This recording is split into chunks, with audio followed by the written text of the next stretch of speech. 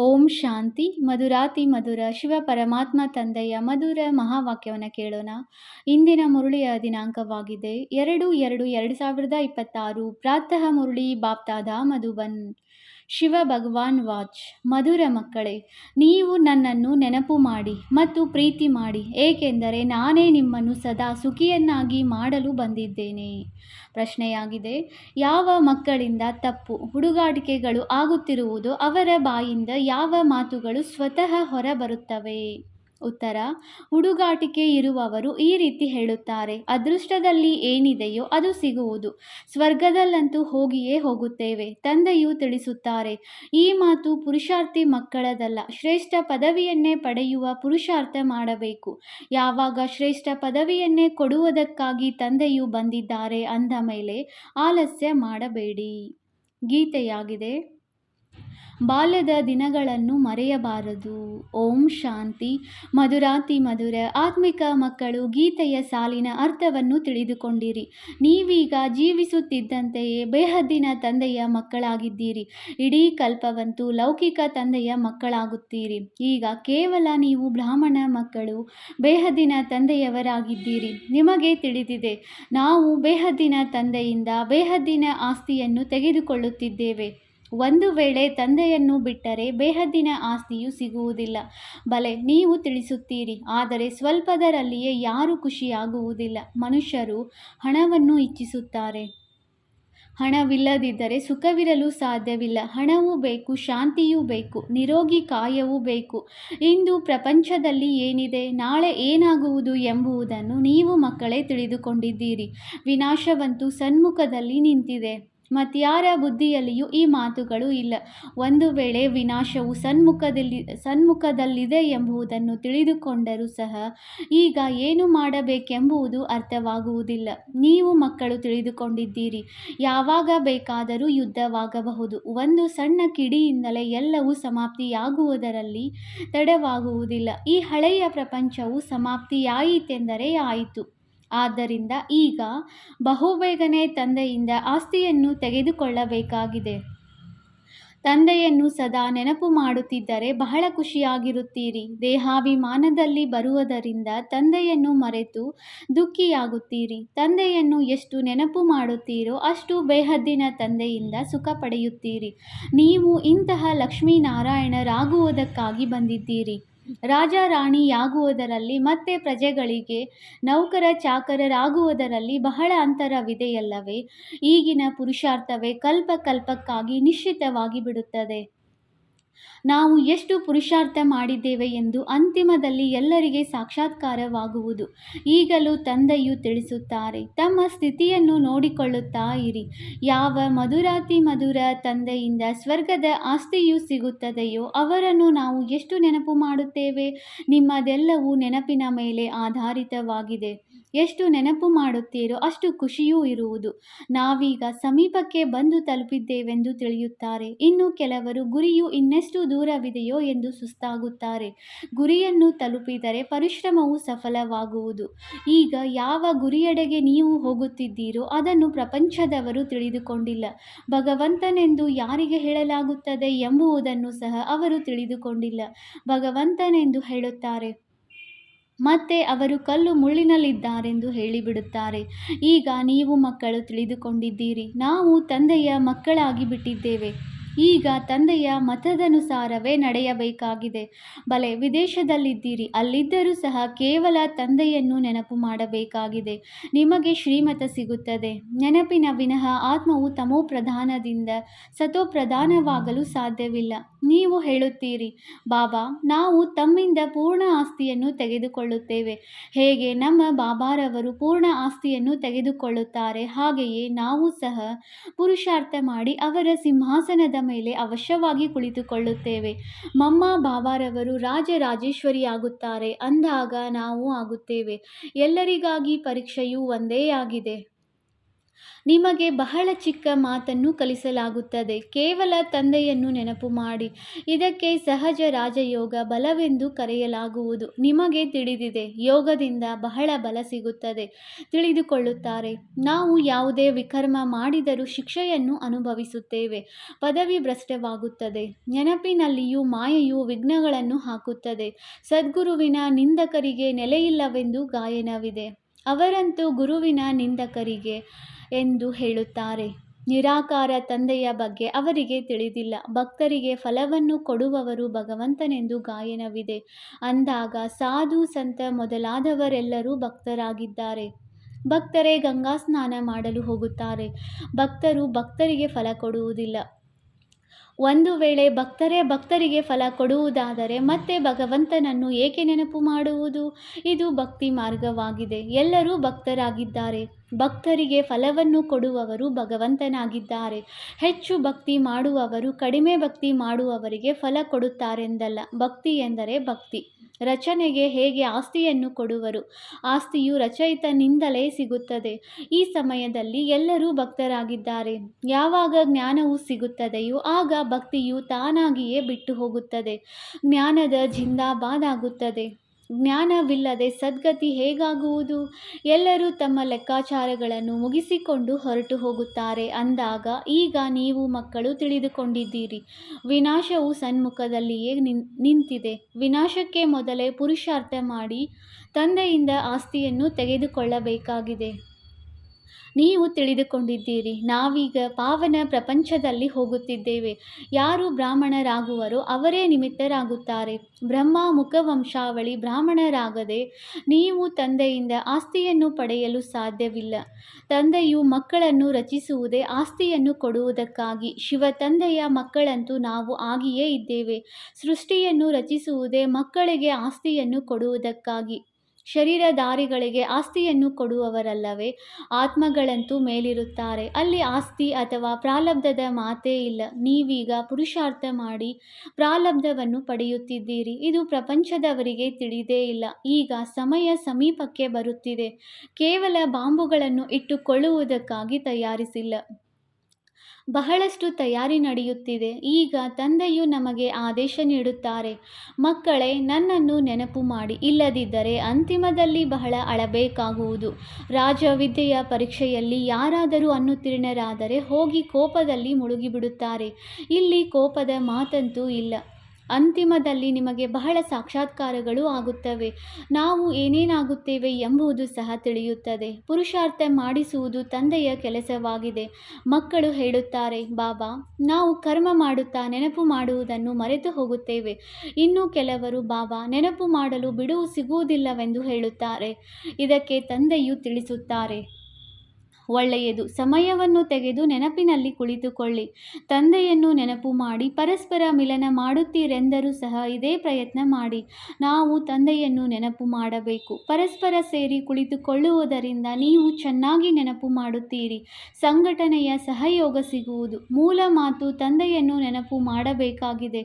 ಯಾರಾದರೂ ವಿದೇಶಕ್ಕೆ ಹೋಗುತ್ತೀರೆಂದರೆ ಅಲ್ಲಿ ಕೇವಲ ಒಂದು ಮಾತನ್ನು ನೆನಪಿಟ್ಟುಕೊಳ್ಳಿ, ತಂದೆಯ ನೆನಪಿನಿಂದಲೇ ನೀವು ತಮೋಪ್ರಧಾನರಿಂದ ಸತೋಪ್ರಧಾನರಾಗುತ್ತೀರಿ. ತಂದೆಯು ತಿಳಿಸುತ್ತಾರೆ, ಮಕ್ಕಳೇ, ಕೇವಲ ಒಂದು ಮಾತನ್ನು ನೆನಪಿಟ್ಟುಕೊಳ್ಳಿ, ತಂದೆಯನ್ನು ನೆನಪು ಮಾಡಿ. ಯೋಗ ಬಲದಿಂದ ಎಲ್ಲ ಪಾಪಗಳು ಭಸ್ಮವಾಗುತ್ತವೆ.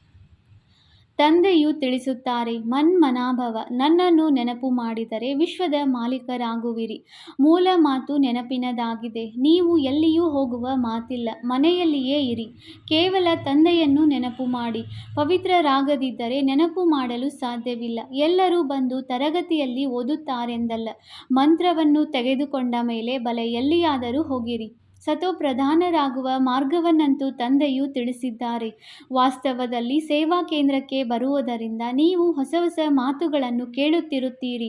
ಒಂದು ವೇಳೆ ಯಾವುದೇ ಕಾರಣದಿಂದ ಬರಲು ಸಾಧ್ಯವಾಗುವುದಿಲ್ಲ, ಮಳೆ ಬರುತ್ತದೆ, ಕರ್ಫ್ಯೂ ಉಂಟಾಗುತ್ತದೆ, ಯಾರೂ ಹೊರಬರಲು ಸಾಧ್ಯವಾಗದಿದ್ದರೆ ಏನು ಮಾಡುತ್ತೀರಿ? ತಂದೆಯು ತಿಳಿಸುತ್ತಾರೆ, ಪರವಾಗಿಲ್ಲ, ನೀವು ಶಿವನ ಮಂದಿರದಲ್ಲಿ ಹಾಲನ್ನೆರೆಯಲೇಬೇಕಾಗುವುದು ಎಂದಲ್ಲ. ಎಲ್ಲಿಯೇ ಇದ್ದರೂ ಸಹ ನೆನಪಿನಲ್ಲಿರಿ. ನಡೆಯುತ್ತಾ ತಿರುಗಾಡುತ್ತಾ ಅನ್ಯರಿಗೂ ಇದನ್ನೇ ಹೇಳಿರಿ.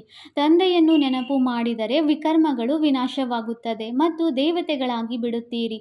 ಎರಡೇ ಅಕ್ಷರಗಳಿವೆ. ತಂದೆ ರಚಯಿತನಿಂದಲೇ ಆಸ್ತಿಯನ್ನು ಪಡೆಯಬೇಕಾಗಿದೆ. ರಚಯಿತನು ಒಬ್ಬರೇ ಆಗಿದ್ದಾರೆ. ಅವರು ಎಷ್ಟು ಸಹಜ ಮಾರ್ಗವನ್ನು ತಿಳಿಸುತ್ತಾರೆ. ತಂದೆಯನ್ನು ನೆನಪು ಮಾಡುವ ಮಂತ್ರವು ಸಿಕ್ಕಿಬಿಟ್ಟಿತು. ತಂದೆಯು ತಿಳಿಸುತ್ತಾರೆ, ಈ ಬಾಲ್ಯವನ್ನು ಮರೆಯಬೇಡಿ. ಇಂದು ನಗುತ್ತಿದ್ದೀರಿ. ಒಂದು ವೇಳೆ ತಂದೆಯನ್ನು ಮರೆತರೆ ನಾಳೆ ಅಳಬೇಕಾಗುವುದು. ತಂದೆಯಿಂದ ಪೂರ್ಣ ಆಸ್ತಿಯನ್ನು ತೆಗೆದುಕೊಳ್ಳಬೇಕು. ಇಂಥವರು ಅನೇಕರಿದ್ದಾರೆ. ಸ್ವರ್ಗದಲ್ಲಂತೂ ಹೋಗುತ್ತೇವೆ, ಅದೃಷ್ಟದಲ್ಲಿ ಏನಿರುವುದೋ ಅದೇ ಸಿಗುವುದು ಎಂದು ಹೇಳುತ್ತಾರೆ. ಅವರಿಗೆ ಪುರುಷಾರ್ಥಿಗಳೆಂದು ಹೇಳುವುದಿಲ್ಲ. ಮನುಷ್ಯರು ಪುರುಷಾರ್ಥ ಮಾಡುವುದು ಶ್ರೇಷ್ಠ ಪದವಿಯನ್ನು ಪಡೆಯುವುದಕ್ಕಾಗಿ. ಅಂದ ಮೇಲೆ ಈಗ ತಂದೆಯಿಂದ ಶ್ರೇಷ್ಠ ಪದವಿ ಸಿಗುತ್ತದೆ ಅಂದಾಗ ಏಕೆ ಆಲಸ್ಯ ಮಾಡಬೇಕು? ಯಾರು ಶಾಲೆಯಲ್ಲಿ ಓದುವುದಿಲ್ಲವೋ ಅವರು ವಿದ್ಯಾವಂತರ ಮುಂದೆ ತಲೆಬಾಗಬೇಕಾಗುತ್ತದೆ. ತಂದೆಯನ್ನು ಪೂರ್ಣ ನೆನಪು ಮಾಡದಿದ್ದರೆ ಪ್ರಜೆಗಳಲ್ಲಿ ಹೋಗಿ ನೌಕರ ಚಾಕರರಾಗುತ್ತಾರೆ. ಇದರಲ್ಲಿಯೇ ಖುಷಿಯಾಗಿ ಬಿಡಬಾರದು. ಮಕ್ಕಳು ಸನ್ಮುಖದಲ್ಲಿ ರಿಫ್ರೆಶ್ ಆಗಿ ಹೋಗುತ್ತೀರಿ. ಕೆಲವರು ಬಂಧನದಲ್ಲಿರುವವರಾಗಿದ್ದಾರೆ. ಆದರೂ ಪರವಾಗಿಲ್ಲ, ಮನೆಯಲ್ಲಿ ಕುಳಿತೇ ತಂದೆಯನ್ನು ನೆನಪು ಮಾಡಿ. ಎಷ್ಟೊಂದು ತಿಳಿಸುತ್ತೇನೆ. ಮೃತ್ಯು ಸನ್ಮುಖದಲ್ಲಿ ನಿಂತಿದೆ. ಆಕಸ್ಮಿಕವಾಗಿ ಯುದ್ಧವು ಆರಂಭವಾಗಿ ಬಿಡುವುದು ಕಾಣುತ್ತದೆ. ಯುದ್ಧವು ಆಯಿತೆಂದರೆ ಆಯಿತು. ರೇಡಿಯೋಗಳಿಂದಲೂ ಎಲ್ಲವೂ ತಿಳಿಯುತ್ತಾ ಹೋಗುತ್ತದೆ. ಸ್ವಲ್ಪ ಗಡಿಬಿಡಿ ಮಾಡಿದರೆ ನಾವು ಈ ರೀತಿ ಮಾಡಿಬಿಡುತ್ತೇವೆ ಎಂದು ಹೇಳಿಬಿಡುತ್ತಾರೆ. ಮೊದಲೇ ಹೇಳಿಬಿಡುತ್ತಾರೆ. ಬಾಂಬುಗಳ ಗರ್ವವು ಬಹಳಷ್ಟಿದೆ. ತಂದೆಯು ಹೇಳುತ್ತಾರೆ, ಮಕ್ಕಳೇ, ನೀವಿನ್ನೂ ಯೋಗ ಬಲದಲ್ಲಿ ಬುದ್ಧಿವಂತರಾಗಿಲ್ಲ. ಯುದ್ಧವಾಗಿ ಬಿಡಲಿ. ಇದು ಡ್ರಾಮಾ ಅನುಸಾರ ಆಗುವುದಿಲ್ಲ. ಏಕೆಂದರೆ ಮಕ್ಕಳು ಇನ್ನೂ ಪೂರ್ಣ ಆಸ್ತಿಯನ್ನು ತೆಗೆದುಕೊಂಡಿಲ್ಲ. ಈಗಿನ್ನೂ ಪೂರ್ಣ ರಾಜಧಾನಿಯೂ ಸ್ಥಾಪನೆಯಾಗಿಲ್ಲ. ಸ್ವಲ್ಪ ಸಮಯ ಬೇಕು. ಪುರುಷಾರ್ಥ ಮಾಡಿಸುತ್ತಾ ಇರುತ್ತೇವೆ. ಯಾವ ಸಮಯದಲ್ಲಿ ಏನು ಬೇಕಾದರೂ ಆಗಿಬಿಡಬಹುದು. ವಿಮಾನ, ರೈಲು ಬೀಳಬಹುದು. ಮೃತ್ಯುವು ಎಷ್ಟು ಸಹಜವಾಗಿ ನಿಂತಿದೆ. ಧರಣಿಯು ಅಲುಗಾಡುತ್ತಿರುತ್ತದೆ. ಭೂಕಂಪವು ಎಲ್ಲದಕ್ಕಿಂತ ಹೆಚ್ಚು ಕೆಲಸ ಮಾಡುವುದು. ಇದು ಅಲುಗಾಡಿದಾಗಲೇ ಮನೆಗಳೆಲ್ಲವೂ ಬೀಳುವವು. ಅಂದಾಗ ಮೃತ್ಯುವಿಗೆ ಮೊದಲೇ ತಂದೆಯಿಂದ ಪೂರ್ಣ ಆಸ್ತಿಯನ್ನು ತೆಗೆದುಕೊಳ್ಳಬೇಕಾಗಿದೆ. ಆದ್ದರಿಂದ ತಂದೆಯನ್ನು ಬಹಳ ಪ್ರೀತಿಯಿಂದ ನೆನಪು ಮಾಡಬೇಕಾಗಿದೆ. ಬಾಬಾ ತಮ್ಮ ವಿನಃ ನಮಗೆ ಮತ್ಯಾರೂ ಇಲ್ಲ ಎಂದು ಕೇವಲ ತಂದೆಯನ್ನು ನೆನಪು ಮಾಡುತ್ತಾ ಇರಿ. ಎಷ್ಟು ಸಹಜ ರೀತಿಯಿಂದ ಹೇಗೆ ಚಿಕ್ಕ ಚಿಕ್ಕ ಮಕ್ಕಳಿಗೆ ಕುಳಿತು ತಿಳಿಸಿಕೊಡುತ್ತಾರೆ. ಮಕ್ಕಳೇ, ಮತ್ಯಾವುದೇ ಕಷ್ಟವನ್ನು ಕೊಡುವುದಿಲ್ಲ. ಕೇವಲ ನೆನಪು ಮಾಡಿ. ಕಾಮ ಚಿತೆಯನ್ನೇರಿ. ನೀವೀಗ ಕಪ್ಪಾಗಿದ್ದೀರಿ. ಆದ್ದರಿಂದ ಜ್ಞಾನ ಚಿತೆಯನ್ನೇರಿ ಪವಿತ್ರರಾಗಿ. ತಮ್ಮ ಉದ್ದೇಶವೇನೆಂದು ಯಾರಾದರೂ ನಿಮ್ಮನ್ನು ಕೇಳಿದರೆ ತಿಳಿಸಿ. ಶಿವ ತಂದೆಯು ಎಲ್ಲರ ತಂದೆಯಾಗಿದ್ದಾರೆ. ಅವರು ತಿಳಿಸುತ್ತಾರೆ, ನನ್ನೊಬ್ಬನನ್ನೇ ನೆನಪು ಮಾಡಿದರೆ ನಿಮ್ಮ ವಿಕರ್ಮಗಳು ವಿನಾಶವಾಗುತ್ತದೆ ಮತ್ತು ನೀವು ತಮೋಪ್ರಧಾನರಿಂದ ಸತೋಪ್ರಧಾನರಾಗಿ ಬಿಡುತ್ತೀರಿ. ಕಲಿಯುಗದಲ್ಲಿ ಎಲ್ಲರೂ ತಮೋಪ್ರಧಾನರಿದ್ದಾರೆ. ಸರ್ವರ ಸದ್ಗತಿದಾತನು ಒಬ್ಬರೇ ತಂದೆಯಾಗಿದ್ದಾರೆ. ಈಗ ತಂದೆಯು ತಿಳಿಸುತ್ತಾರೆ, ಕೇವಲ ನನ್ನನ್ನು ನೆನಪು ಮಾಡಿದರೆ ತುಕ್ಕು ಇಳಿಯುವುದು. ಕೇವಲ ಇಷ್ಟಾದರೂ ಸಂದೇಶವನ್ನು ಕೊಡಬಹುದಲ್ಲವೇ? ಸ್ವಯಂ ನೆನಪು ಮಾಡುತ್ತೀರೆಂದರೆ ಅನ್ಯರಿಗೂ ನೆನಪು ಮಾಡಿಸುತ್ತೀರಿ. ತಾನೇ ನೆನಪು ಮಾಡದಿದ್ದರೆ ಅನ್ಯರಿಗೂ ರುಚಿಯಿಂದ ಹೇಳುವುದಿಲ್ಲ. ಅಂದರೆ ಅದು ಅಂತರಾಳದಿಂದ ಬರುವುದಿಲ್ಲ. ತಂದೆಯು ತಿಳಿಸುತ್ತಾರೆ, ಎಲ್ಲಿಯಾದರೂ ಇರಿ. ಎಷ್ಟು ಸಾಧ್ಯವೋ ಕೇವಲ ತಂದೆಯನ್ನು ನೆನಪು ಮಾಡಿ. ಯಾರೇ ಸಿಕ್ಕಿದರೂ ಇದೇ ಶಿಕ್ಷಣ ಕೊಡಿ. ಮೃತ್ಯು ಸನ್ಮುಖದಲ್ಲಿ ನಿಂತಿದೆ. ತಂದೆಯು ತಿಳಿಸುತ್ತಾರೆ, ನೀವೆಲ್ಲರೂ ತಮೋಪ್ರಧಾನ ಪತಿತರಾಗಿ ಬಿಟ್ಟಿದ್ದೀರಿ. ಈಗ ನನ್ನನ್ನು ನೆನಪು ಮಾಡಿ ಪವಿತ್ರರಾಗಿ. ಆತ್ಮವೇ ಪತಿತನಾಗಿದೆ. ಸತ್ಯಯುಗದಲ್ಲಿ ಪಾವನವಾಗಿರುತ್ತದೆ. ತಂದೆಯು ತಿಳಿಸುತ್ತಾರೆ, ನೆನಪಿನಿಂದಲೇ ಆತ್ಮವು ಪಾವನವಾಗುವುದು. ಮತ್ಯಾವುದೇ ಉಪಾಯವಿಲ್ಲ. ಈ ಸಂದೇಶವನ್ನು ಎಲ್ಲರಿಗೆ ಕೊಡುತ್ತಾ ಹೋಗಿ. ಆಗ ಅನೇಕರ ಕಲ್ಯಾಣ ಮಾಡುತ್ತೀರಿ. ಮತ್ಯಾವುದೇ ಕಷ್ಟವನ್ನು ನಿಮಗೆ ಕೊಡುವುದಿಲ್ಲ. ಎಲ್ಲ ಆತ್ಮರನ್ನು ಪಾವನ ಮಾಡುವವರು ಪತಿತ ಪಾವನ ತಂದೆಯೇ ಆಗಿದ್ದಾರೆ. ಎಲ್ಲರಿಗಿಂತ ಸರ್ವೋತ್ತಮ ಪುರುಷೋತ್ತಮರನ್ನಾಗಿ ಮಾಡುವವರು ತಂದೆಯಾಗಿದ್ದಾರೆ. ಯಾರು ಪೂಜ್ಯರಾಗಿದ್ದರೋ ಅವರೇ ನಂತರ ಪೂಜಾರಿಯಾಗಿದ್ದಾರೆ. ರಾವಣ ರಾಜ್ಯದಲ್ಲಿ ನಾವು ಪೂಜಾರಿಗಳಾಗಿದ್ದೇವೆ. ರಾಮ ರಾಜ್ಯದಲ್ಲಿ ಪೂಜ್ಯರಾಗಿದ್ದೆವು. ಈಗ ರಾವಣ ರಾಜ್ಯದ ಅಂತ್ಯವಾಗಿದೆ. ತಂದೆಯನ್ನು ನೆನಪು ಮಾಡುವುದರಿಂದ ನಾವು ಪೂಜಾರಿಗಳಿಂದ ಪೂಜ್ಯರಾಗುತ್ತೇವೆ. ಅನ್ಯರಿಗೆ ಮಾರ್ಗವನ್ನು ತೋರಿಸಬೇಕಾಗಿದೆ. ವೃದ್ಧರದು ಸರ್ವಿಸ್ ಮಾಡಬೇಕು. ಮಿತ್ರ ಸಂಬಂಧಿ ಮೊದಲಾದವರಿಗೂ ಸಂದೇಶ ಕೊಡಿ. ಸತ್ಸಂಗ, ಮಂದಿರ ಇತ್ಯಾದಿಗಳು ಅನೇಕ ಪ್ರಕಾರವಾಗಿವೆ. ನಿಮ್ಮದು ಒಂದೇ ಪ್ರಕಾರವಾಗಿದೆ. ಕೇವಲ ತಂದೆಯ ಪರಿಚಯ ಕೊಡಬೇಕಾಗಿದೆ. ಶಿವ ತಂದೆಯು ತಿಳಿಸುತ್ತಾರೆ, ನನ್ನೊಬ್ಬನನ್ನೇ ನೆನಪು ಮಾಡಿದರೆ ನೀವು ಸ್ವರ್ಗದ ಮಾಲೀಕರಾಗುವಿರಿ. ನಿರಾಕಾರ ಶಿವ ತಂದೆ, ಸರ್ವರ ಸದ್ಗತಿದಾತ ತಂದೆಯು ಆತ್ಮರಿಗೆ ಹೇಳುತ್ತಾರೆ, ನನ್ನನ್ನು ನೆನಪು ಮಾಡಿದರೆ ನೀವು ತಮೋಪ್ರಧಾನರಿಂದ ಸತೋಪ್ರಧಾನರಾಗುವಿರಿ. ಇದನ್ನು ತಿಳಿಸುವುದು ಬಹಳ ಸಹಜವಲ್ಲವೇ? ವೃದ್ಧರು ಸರ್ವಿಸ್ ಮಾಡಬಹುದು. ಮೂಲ ಮಾತೇ ಇದಾಗಿದೆ. ಮದುವೆ ಮುಂಜಿ ಎಲ್ಲಿಗೆ ಹೋಗುತ್ತೀರೆಂದರೆ ಕಿವಿಯಲ್ಲಿ ಈ ಮಾತನ್ನು ತಿಳಿಸಿ. ಗೀತೆಯ ಭಗವಂತನು ತಿಳಿಸುತ್ತಾರೆ, ನನ್ನನ್ನು ನೆನಪು ಮಾಡಿ. ಈ ಮಾತನ್ನು ಎಲ್ಲರೂ ಇಷ್ಟಪಡುತ್ತಾರೆ. ಹೆಚ್ಚು ಹೇಳುವ ಅವಶ್ಯಕತೆ ಇಲ್ಲ. ಕೇವಲ ತಂದೆಯ ಸಂದೇಶವನ್ನು ಕೊಡಬೇಕಾಗಿದೆ. ತಂದೆಯು ತಿಳಿಸುತ್ತಾರೆ, ನನ್ನನ್ನು ನೆನಪು ಮಾಡಿ. ಒಳ್ಳೆಯದು. ಈ ರೀತಿ ತಿಳಿದುಕೊಳ್ಳಿ. ಭಗವಂತನೇ ಪ್ರೇರಣೆ ಕೊಡುತ್ತಾರೆ. ಸ್ವಪ್ನದಲ್ಲಿ ಸಾಕ್ಷಾತ್ಕಾರವಾಗುತ್ತದೆ. ಶಬ್ದವು ಕೇಳಿ ಬರುತ್ತದೆ. ತಂದೆಯು ತಿಳಿಸುತ್ತಾರೆ, ನನ್ನನ್ನು ನೆನಪು ಮಾಡಿದರೆ ನೀವು ತಮೋಪ್ರಧಾನರಿಂದ ಸತೋಪ್ರಧಾನರಾಗುವಿರಿ. ನೀವು ಸ್ವಯಂ ಈ ಚಿಂತನೆ ಮಾಡುತ್ತಾ ಇದ್ದರೂ ಸಹ ನಮ್ಮ ದೋಣಿಯು ಪಾರಾಗುವುದು. ನಾವು ಪ್ರತ್ಯಕ್ಷದಲ್ಲಿ ಬೇಹದ್ದಿನ ತಂದೆಯ ಮಕ್ಕಳಾಗಿದ್ದೇವೆ ಮತ್ತು ತಂದೆಯಿಂದ 21 ಜನ್ಮಗಳ ಆಸ್ತಿಯನ್ನು ತೆಗೆದುಕೊಳ್ಳುತ್ತಿದ್ದೇವೆ ಅಂದ ಮೇಲೆ ಖುಷಿ ಇರಬೇಕು. ತಂದೆಯನ್ನು ಮರೆತಾಗಲೇ ಕಷ್ಟವಾಗುತ್ತದೆ. ತಂದೆಯು ಎಷ್ಟು ಸಹಜವಾಗಿ ತಿಳಿಸುತ್ತಾರೆ, ತನ್ನನ್ನು ಆತ್ಮನೆಂದು ತಿಳಿದು ತಂದೆಯನ್ನು ನೆನಪು ಮಾಡಿರಿ. ಆಗ ಆತ್ಮವು ಸತೋಪ್ರಧಾನವಾಗಿ ಬಿಡುವುದು. ಇವರಿಗೆ ಸರಿಯಾದ ಮಾರ್ಗವು ಸಿಕ್ಕಿದೆ. ಈ ಮಾರ್ಗವನ್ನು ಎಂದೂ ಯಾರೂ ತಿಳಿಸಲು ಸಾಧ್ಯವಿಲ್ಲವೆಂದು ತಿಳಿದುಕೊಳ್ಳುವರು. ಒಂದು ವೇಳೆ ಶಿವ ತಂದೆಯನ್ನು ನೆನಪು ಮಾಡಿ ಎಂದು ಹೇಳುವುದಾದರೆ ಮತ್ತೆ ಸಾಧುಗಳ ಬಳಿ ಯಾರು ಹೋಗುತ್ತಾರೆ? ಇಂತಹ ಸಮಯ ಬರುವುದು ಯಾವಾಗ ನೀವು ಮನೆಯಿಂದ ಹೊರಗೆ ಬರಲು ಸಾಧ್ಯವಿಲ್ಲ. ತಂದೆಯನ್ನು ನೆನಪು ಮಾಡುತ್ತಾ ಮಾಡುತ್ತಾ ಶರೀರವನ್ನು ಬಿಟ್ಟು ಬಿಡುತ್ತೀರಿ. ಅಂತ್ಯಕಾಲದಲ್ಲಿ ಯಾರು ಶಿವ ತಂದೆಯ ಸ್ಮರಣೆ ಮಾಡುವರೋ ಅವರು ಲಕ್ಷ್ಮೀನಾರಾಯಣರ ರಾಜ್ಯದಲ್ಲಿ ಬರುತ್ತಾರಲ್ಲವೇ? ಮತ್ತೆ ಮತ್ತೆ ರಾಜ್ಯ ಪದವಿಯನ್ನು ಪಡೆಯುವಿರಿ. ಕೇವಲ ತಂದೆಯನ್ನು ನೆನಪು ಮಾಡಿ ಮತ್ತು ಪ್ರೀತಿ ಮಾಡಿ. ನೆನಪಿಲ್ಲದೆ ಹೇಗೆ ಪ್ರೀತಿ ಮಾಡುವಿರಿ? ಸುಖ ಸಿಗುತ್ತದೆ, ಆಗಲೇ ಪ್ರೀತಿ ಮಾಡಲಾಗುತ್ತದೆ. ದುಃಖ ಕೊಡುವವರನ್ನು ಪ್ರೀತಿ ಮಾಡಲಾಗುವುದಿಲ್ಲ. ತಂದೆಯು ತಿಳಿಸುತ್ತಾರೆ, ನಾನು ನಿಮ್ಮನ್ನು ಸ್ವರ್ಗದ ಮಾಲೀಕರನ್ನಾಗಿ ಮಾಡುತ್ತೇನೆ.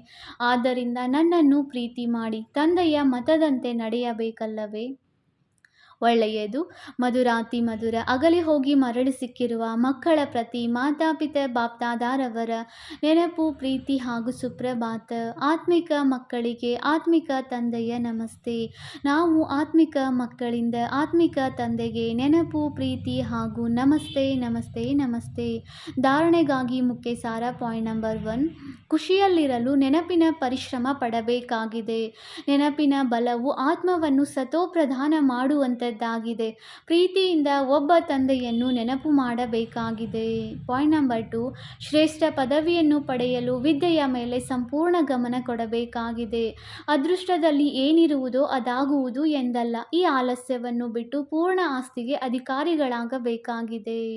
ವರದಾನ: ಅಲ್ಪಕಾಲದ ಲೌಕಿಕದ ಜವಾಬ್ದಾರಿಗಳನ್ನು ಬೇಹದ್ದಿನಲ್ಲಿ ಪರಿವರ್ತನೆ ಮಾಡುವಂತಹ ಸ್ಮೃತಿ ಸ್ವರೂಪ ನಷ್ಟಮೋಹ ಭವ.